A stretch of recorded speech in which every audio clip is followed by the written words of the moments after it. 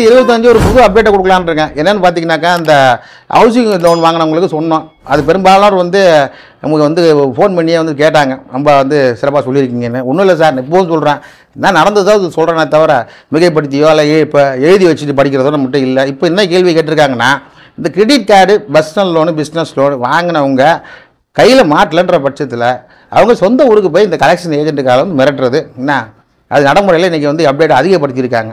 இப்போ பார்த்தீங்கன்னா ஒரு ட்ரெண்டாக மாறும். சில பேர் பார்த்தீங்கன்னா ட்ரெண்டு மாறிட்டே வரும். காலங்கள் கோலங்கள் மாறுற மாதிரி சொல்லுவாங்க இல்லையா, அந்த மாதிரி. இப்போ கலெக்ஷன் ஏஜென்ட்டுகள் வந்து ரெஃபரன்ஸ் நம்பரெல்லாம் இப்போ பண்ணி பார்த்தாங்க. இப்போ சமீப ஒரு வருஷமாக அதிகமாக கேள்விப்படுறது என்னென்னா, சொந்த ஊர்களுக்கு போகிறது. அவங்களுக்கு இப்போ அது வரைக்கும் அவங்களுக்கு அசஸ் இல்லாமல் இருந்தது. இப்போ பார்த்தீங்கன்னா ஒரு கலெக்ஷன் ஏஜென்ட்டு ஃபோன் பண்ணுறான்னு அவங்களோட டீட்டெயில் கேளுங்க. ஒரு சிடி லோனுக்கு ஃபோன் பண்ணுறான்னு வச்சுங்க. உதாரணத்துக்கு இந்த செல்ஃபோன் வாங்குகிறோம் சார், இந்த செல்ஃபோன் வாங்குகிறோம், அதுக்கு வந்து டீட்டெயில் வருது அவங்ககிட்ட. ஒரு 600 ஒரு 1500 கிடைக்கணும், கட்டணும் அப்படின்னு சொல்லிட்டு வருதுன்னு வச்சுக்கோங்க. ஃபோன் பண்ணுவான், சார் ஒரு 1500 கட்டணும், கட்டிடுங்க அப்படின்வான். இப்போ அந்த ப்ராடக்ட்டோட பேர் என்ன அதெல்லாம் தெரியாது சார், டீட்டெயில் எங்களுக்கு இல்லை, லிமிட்டட் தான் எங்களுக்கு இருக்குதுன்றான். ஸோ லிமிட்டட் தான் டீட்டெயில்ஸ் உங்களுக்கு, என்ன பொருள் வாங்கினாங்கன்னு இருக்காது, அதே போல் எவ்வளோ அமௌண்ட்டுக்கு வாங்கினான்னு இருக்காது, கட்ட வேண்டியது மட்டும்தான் இருக்கும். இது ஸ்டெப் பை ஸ்டெப்பாக வந்து ஒவ்வொருத்தருக்கும் ஒவ்வொரு அசஸ் உண்டு. இப்போ பார்த்தீங்கன்னா டெலிகாலருக்கு ஒரு அசஸ் தான் இருக்குது. அவங்களுக்கு பேங்க்கோட டீட்டெயிலு, அந்த லோன் நம்பரு, அதுக்கப்புறம் பார்த்தீங்கன்னா அமௌண்ட்டு, இது மட்டும்தான். ஒரு படிக்கு மேலே பார்த்தீங்கன்னா பேங்க்கே நடத்தும் பார்த்தீங்கன்னா கலெக்ஷன் ஏஜென்ட்டு, அவங்ககிட்ட ஆக்சஸ் என்ன இருக்கும்னா பேங்க்கோட டீட்டெயில்ஸ் ஃபுல்லாக இருக்கும். அதே போல் லீகல் டிபார்ட்மெண்ட்டுக்கு ஃபுல்லாக இருக்கும். இப்போ இவங்க என்ன பண்ணுறாங்கன்னா, கலெக்ஷன் ஏஜென்ட்டுக்கு ரெஃபர் பண்ணுறாங்க இல்லையா, அந்த டெலிகாலர்ஸ், அவங்ககிட்ட ஃபுல் அசஸ் தான் கொடுத்துட்டாங்க. இந்த அப்டேட் பார்த்தீங்கன்னா இந்த ஜூலைலேருந்து கொடுத்துட்டாங்க. இப்போ ஜூலை மாதத்துலேருந்து பார்த்தீங்கன்னா நிறைய பேர் வீட்டுக்கெல்லாம் ஆள் போயிருப்பாங்க. அதாவது வந்து கிரெடிட் கார்டோ இல்லை பேமெண்ட்டே கட்டாமல் அவங்க வீட்டுக்கு போயிருப்பாங்க.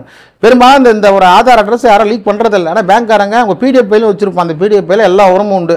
நீங்கள் கான்டாக்ட் அசஸ் கொடுக்கும் போதே உங்கள் கான்டாக்ட்ஸ் எல்லாம் போய் அதில் உட்காந்துரும். உங்களோட என்னென்ன பர்சனல் டீட்டெயில்ஸ் எல்லாத்தையும் கொண்டு உட்காந்துரும். ஏன்னா அவங்க தான் சொல்லுவாங்கன்னா, நாளைக்கு இதுக்கு எடுத்து நீதிமன்றத்துக்கு போனால் கூட, அதை பாருங்கள் சார், நாங்கள் ஆப்பில் வச்சுருக்கோம், ஒரு சிஸ்டமாகவே வச்சுருக்கோம், இந்த ஆப்பில் பாருங்கள் அசஸ்லாம் கான்டாக்ட் அசஸ்லாம் கொடுத்தா தான் உள்ள நுழைன்றபடி இது பண்ணி வச்சுருக்கோம். அதனால் அவ்வளோ விருப்பப்பட்டு தான் அதை கொடுத்துருக்கார், நாங்களாம் ஒருத்தர் ஒன்றும் வாங்கலை. சப்போஸ் அவர் தொலைஞ்சு போயிட்டாரோ இல்லை வந்து வேறு என்ன காணாமல் போயிட்டாரோ இல்லை லோனை கட்டாமல் போயிட்டோ நாங்கள் யாரும் கான்டாக்ட் பண்ணுறது, அதனால தான் உங்கள் அசஸ் நம்பர்லாம் வச்சுருக்கோம் அப்படின்னு அவங்க சொல்லி சமாளிச்சிருவோம். ஏன்னா உங்களோட சம்மதம் இல்லாமல் கான்டாக்ட் அசஸை வாங்க முடியாது. செல்ஃபோனில் இல்லை கேட்கும் அசஸ்ன்னு, டினைடுன்னு கொடுத்தீங்கன்னா உங்களுக்கு லோனுக்குள்ளே போகாது, ஆப்புக்குள்ளே போகாது. வேறு வழி இல்லாமல் நீங்கள் அசஸ் கொடுத்து தான் ஆகணும். உங்களோட ஃபைல்ஸ் எல்லாம் அங்கே ஸ்டோர் பண்ணி வச்சுருப்பாங்க. அதனால் என்ன ஆகுதுன்னா, இப்போ இருக்கிற அப்டேட் என்ன பார்த்தீங்கன்னாக்கா, அது முக்கியமாக சில வங்கிகள் பேர் என்னால் சொல்ல முடியல, செகண்ட் சேனலில் சொல்லியிருக்கேன், கீழே சப்ஸ்கிரைப் பண்ணி போய் இப்போ 2வது சேனல் சப்ஸ்கிரைப் பண்ணி பாருங்கள். இந்த அக்கிரமத்தெல்லாம் பண்ணுற அந்த அல்பத்தனமான வங்கிகளோட பேர்லாம் சொல்லியிருப்பேன், புரியுதுங்களா? இவங்க என்ன பண்ணுறாங்கன்னா, சொந்த ஊருக்கு போயிட்டு எனக்கு தெரிஞ்ச ஒருத்தர் முருகன் ஒருத்தரோட அம்மா போயிருக்காங்க. அவங்க ரொம்ப வயசானவங்க வீட்டில் உட்காந்துட்டு இருக்காங்க. பர்சனல் லோன் கிடைக்காது, அவங்க கண்ணாலையும் பார்த்ததில்லை கேட்டதும் இல்லை, விவசாய குடும்பத்தை சார்ந்தவங்க. அங்கே போய் உட்காந்துக்கிட்டு பணத்தை கட்டினா தான் போகுன்றாங்க. அவங்க யாரோ கொள்ளக்காரங்க தான் வந்துட்டாங்க பொழுது போலீஸுக்கெல்லாம் ஃபோன் பண்ணிட்டுருக்காங்க. அவங்களுக்கு கிரெடிட் கார்டு, பர்சனல் லோன் என்னென்னு தெரிஞ்சால் தானே பதில் சொல்லுவாங்க. கடைசியில் எல்லாம் வந்து கிளம்பி, என்ன சார் இந்த மாதிரி ஊரில் வந்து அவங்க பையன் கடன் வாங்கியிருக்கிறாரு, அந்த பையன் ஊரில் இருக்கிறது உண்மை தான், அவர் பேரை சொல்லி தான் அதில் வந்து இங்கே பணம் பிடுங்க வந்திருக்காங்கன்னு நினச்சி அவங்க பிடிச்சி தர்மடி கொடுத்துருக்காங்க. கடைசியில் ஒரு வழியாக அப்பமா தெரிஞ்சு, இது நீங்கள் பேப்பரோட பார்த்துருப்பீங்க இந்த நியூஸை.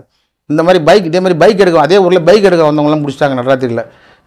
லோன் கட்டலன்னு சொல்லிட்டு பைக் எடுக்க நடராத்திரி வந்திருக்கான். வந்துட்டு பொதுமக்கள்லாம் சேர்ந்து கம்பத்தில் கட்டி வச்சுருக்காங்க. அந்த பாஜா படத்தில் ரஜினிகாந்த் அடிக்கிற மாதிரி போட்டு அடிச்சு கடைசியில் வந்து நாங்கள் தான் பேங்க்காரங்க, சரி ரைட்டு வந்திருக்கு, எங்கடா ஐடி கார்டை வீட்டில் வச்சுட்டு வந்துருக்குறோம். அப்புறம் பேங்க் மேனேஜருக்கு ஃபோன் பண்ணி ஃபோனெல்லாம் பிடிங்கி வச்சுட்டு கடைசியில் பேங்க் மேனேஜருக்கு ஃபோன் பண்ணி, ஆமாங்க எங்கள் ஆஃபீஸ் தான் சொன்ன உடனே தான் விட்டாங்க. ஏன்னா அந்த ஊரில் இருக்கணும் வண்டிகள்லாம் காணாமல் போயிட்டு வர தொடர்ந்து. அதனால் கிராமப்புறங்களில் போகிற அந்த கலெக்ஷன் ஏஜென்ட்டுகள் கொஞ்சம் உஷாராக இருக்கணும். இப்போ நான் அவங்களுக்கு உஷாராக இருக்க சொல்கிறேன். ஏன்னா ஊருக்குள்ள நீங்கள் அவங்களை அடித்தா கூட வச்சு கேட்கறதுக்கு ஆள் கிடையாது. ஏன்னா இந்த மாதிரி சொல்லாமல் கொள்ளாமல் எல்லா ஊருக்கும் போயிடுறது. இவர் ஆக்சுவலாக வந்து அட்ரஸ் கொடுத்துருப்பார் இல்லையா. இப்போ பெரும்பாலும் பார்த்தீங்கன்னா இந்த மாவட்டங்கள்லேருந்து வந்து இங்கே தங்கி வேலை செய்கிறவங்க எல்லாரும் வந்து ஆதார் கார்டை கொடுப்பாங்க. இங்கே ஒரு அட்ரஸையும் வீட்டு அட்ரஸ் ஆதாராக கொடுத்துருப்பாங்க. இப்போ ஆதார் அட்ரஸுக்கு சொன்னால் அங்கே பேங்கில் வேலை செய்கிறோம் போவான், அது குரமாக இருந்தாலும் போவான், சந்திரமண்டலத்துக்கே போகிறதுக்கு கூட அவங்க ரெடியாக இருக்கானுங்க கலெக்ஷன் ஏஜென்ட்டுங்க. அதெல்லாம் ஒரு பிரச்சனை இல்லை. இவங்க போயிட்டு அங்கே போய்ட்டு ஒரு பிரச்சனை பண்ணுறது. இது என்னென்னா, அந்த போதிய அறிவு இருந்தால் அந்த மக்களுக்கு பரவாயில்ல. அவர்களுக்கு கிரெடிட் கார்டுனா என்ன தெரியாது, ரேஷன் கார்டை தவிர வேறு எந்த கார்டையும் அவங்க வச்சிருக்க மாட்டாங்க. அப்படி இருக்கும்போது அவங்ககிட்ட போய் கிரெடிட் கார்டு பேமெண்ட் உங்கள் பையன் காட்டில் நீங்கள் கட்டுன்னு கேட்டால் உதைக்காமல் என்ன பண்ணுவாங்க. அதனால் சொந்த ஊர்களுக்கு போய் மிரட்டுறாங்க. சரி ஒரு வேளை விவரம் தெரிஞ்சு அவங்கெல்லாம் வந்து என்ன பண்ணணும், அருகில் காவல் நிலையத்தில் ஒரு புகார் ஒன்று கொடுத்துடணும். நான் ஆல்ரெடி சொல்லியிருக்கேன். உங்களுக்கே அந்த நியூஸ் வந்தால் கூட அந்த ஊர் போலீஸ் ஸ்டேஷனையும் அங்கே இருக்கிற வழக்கறிஞரை கான்டாக்ட் பண்ணி அவங்களை எழுதி வாங்கி அனுப்பிச்சி விட்டுணும். ஏன்னா இதில் பொறுத்த வரைக்கும் இந்த மாதிரி அவர் பணம் கட்டல அதனால தான் இங்கே வந்தோன்னு சொல்லவே முடியாது. இது வந்து இல்லீகல் ட்ரெஸ்பாஸ், அதாவது ஒரு இடத்துல அத்துமீறி நுழையிறதுக்கு. இதுக்கு உண்டான தண்டனை பார்த்தீங்கன்னா 1 வருஷம் வரைக்கும் கடுங்காவல் தண்டனை கொடுக்கலாம். அது நிறைய பேர் கம்ப்ளைண்ட் கொடுக்குறதில்ல. நீங்கள் என்ன பண்ணுங்கன்னா, அந்த மாதிரி ஒரு சூழ்நிலை வந்து ஊருக்கு போய் இதாக பண்ணாருனாக்கா கான்டாக்ட் பண்ணுங்கள். அவங்களை வந்து அந்த இடத்துல வச்சு பிடிச்சி அந்த ஊர் தலையாரியோ இல்லை கிராம அதிகாரியோ யாராவது ஒருத்தர் பிடிச்சி உட்கார வச்சு இந்த மாதிரிலாம் ஊருக்குள்ளெல்லாம் வரக்கூடாது. ஏன்னா இங்கே வர்றீங்க வந்தீங்க, அதே சமயம் உள்ளுக்குள்ளே இருக்க பொருள்கள் ஏதாவது காணாமல் போச்சுன்னா அது உங்கள் பேரில் தான் வரும். அதே மாதிரி கிராமத்தில் எக்கச்சக்கமாக வழக்கமாக சில பொருட்கள்லாம் காணாமல் போகிறது உண்டு. இந்த ஆடு மாதிரி விஷயங்கள்லாம் அடிக்கடி களவு போகிறது உண்டு. அந்த மாதிரி விஷயங்கள். ஏன்னா ஒரு கிராமத்தில் யாரும் கடன் வாங்கியிருக்க போகிற வாய்ப்பு இல்லை. கிரெடிட் கார்டெலாம் யூஸ் பண்ண போகிறது கிடையாது யாரும். அவங்க வந்து பார்த்தீங்கன்னாக்கா தினசரி வேலைக்கு 100 நாள் வேலை திட்டம் போயிட்டு இருக்கிறவங்கள்ட்ட இருப்பாங்க. அவங்க இங்கே பணம் கட்டாமல் நீ குக்கிராமத்தில் போய் மாட்டிக்கிட்டீங்கன்னா ஒன்று தள்ளுபடி கிடைக்கும், இல்லைனா இந்த மாதிரி போலீஸ் கம்ப்ளைண்ட் தான் கலெக்ஷன் ஏஜென்ட் கிடைக்கும். அப்படியே போய் வீட்டில் கேட்டால் கூட வருத்தப்படாதீங்க, காவல் நிலையத்தில் ஒரு புகார் கொடுத்துருங்க. புகார் கொடுத்துட்டு இந்த மாதிரி, ஏன்னா இப்போல்லாம் காவல்துறை அதிகாரிகள்லாம் ரொம்ப வந்து ஜாக்கிரதையாக இருக்காங்க. கலெக்ஷன் ஏஜென்ட்டாக எழுதி கொடுத்துட்டு போப்பான்றாங்க. ஏன்னா பழகி போச்சு, சிட்டிக்குள்ளே இருக்க காவல் அதிகாரிகளுக்கு இன்னும் பழகி போச்சு. கலெக்ஷன் ஏஜென்ட்டா, கிரெடிட் கார்டா, எந்த கம்பெனி, அப்படியா, உட்காரு, எழுதி கொடு, சட்டப்படி பார்த்துக்கிறோன்னு சொல்ல வீட்டுக்கு போகாத அப்படின்னு இப்போ வார்னிங் கொடுத்து அனுப்பிச்சிடுறாங்க.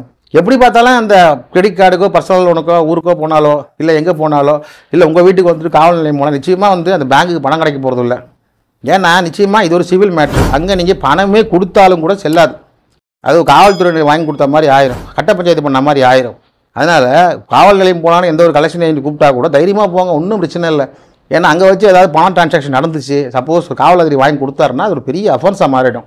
அங்கே போனால் கூட இந்த காவல் அதிகாரி என்ன சொல்லுவார், சிவில் சட்டப்படி பார்த்துக்கப்பா, அது கொடுக்கல் வாங்கல பிரச்சனை, நாங்கள் ஒன்றும் தலையிட முடியாதுன்னு சொல்லி அங்கே அமுச்சு விட்ருவாங்க. ஸோ இப்படிப்பட்ட சூழ்நிலையில் ஊருக்கு சொந்த ஊருக்கு கலெக்ஷன் ஏஜென்ட் போகிறாங்களா, கவலையை விடுங்க, போலீஸ் கம்ப்ளைண்ட் கொடுங்கன்னு சொல்லி முடிச்சுக்கிறேன். நன்றி.